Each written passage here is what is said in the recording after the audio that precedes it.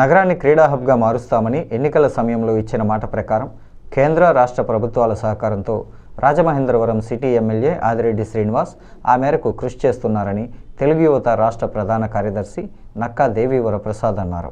నగరంలో multipurpose indoor stadium నిర్మాణానికి కేంద్ర ప్రభుత్వం ఖేలో ఇండియాలో భాగంగా 13,76,00,000 మంజూరు చేయడమే అందుకు నిదర్శనమన్నారు.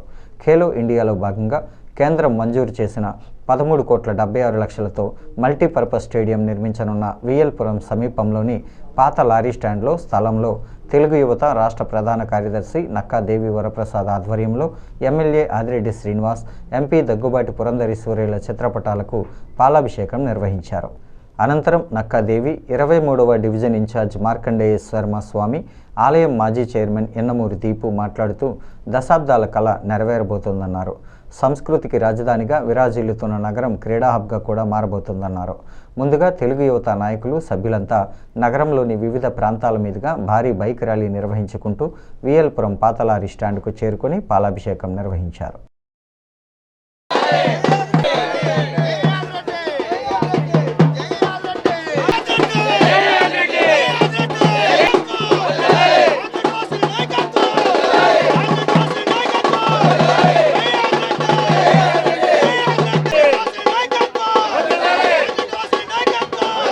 రాష్ట్ర యువమంత్రి, మా అందరికీ ఆదర్శప్రాయులైనటువంటి నారా లోకేష్ గారికి, అలాగే మా నగర యువ శాసనసభ్యులు డైనమిక్ లీడర్ శ్రీ ఆదిరెడ్డి వాసు గారికి కూడా ఈరోజు యువజన దినోత్సవ శుభాకాంక్షలు తెలియజేస్తా ఉన్నాం. ఈరోజు ఈ యువజన దినోత్సవ శుభాకాంక్షలు తెలుపుతూ యువతకు వారం రోజుల ముందే మాకు అందరికి కూడా పండగ దినోత్సవాన్ని తీసుకొచ్చిన ఎమ్మెల్యే గారికి మా యువత అందరి తరఫున కూడా పాలాభిషేకం నిర్వహించి ఈరోజు శుభాకాంక్షలు తెలియజేయడం జరుగుతుంది.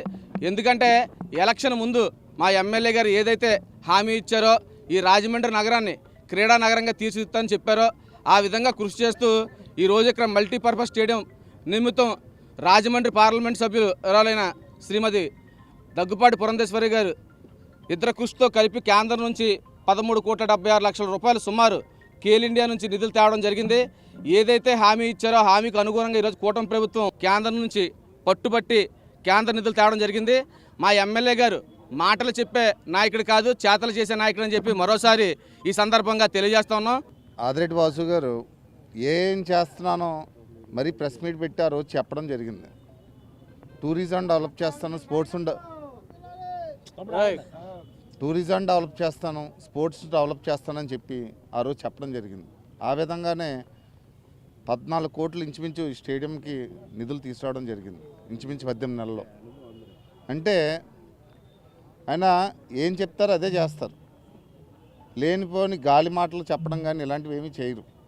అన్నీ ఆయన ఏం జరుగుతుందో అదే చెప్పడం జరిగింది. ఒక హీరోయిన్ తీసుకొచ్చి మొక్కలు నాటించడం కానీ ఇలాంటివి కాదు అభివృద్ధి అంటే. అభివృద్ధి అంటే ప్రజలకు ఉపయోగపడే అభివృద్ధి ఇది, అంతే తప్ప చెట్లు వేసాను, డివైడర్లు వేసాను ఇది కాదు. అలాగే 8 కోట్లు పెట్టి రివర్ ఫ్రంట్ తీసుకురావడం జరిగింది. ఇవన్నీ ఏంటంటే ప్రజలకు ఉపయోగపడే రీతిలో అవి. ఇలాంటి పనులు చేయడం వల్ల ప్రజలకు ఉపయోగపడతాయి తప్ప వేరే విధంగా ఏం ఉండదు. అలాగే ఇవన్నీ చూసి నేర్చుకొని చెప్పి తెలియజేయడమే.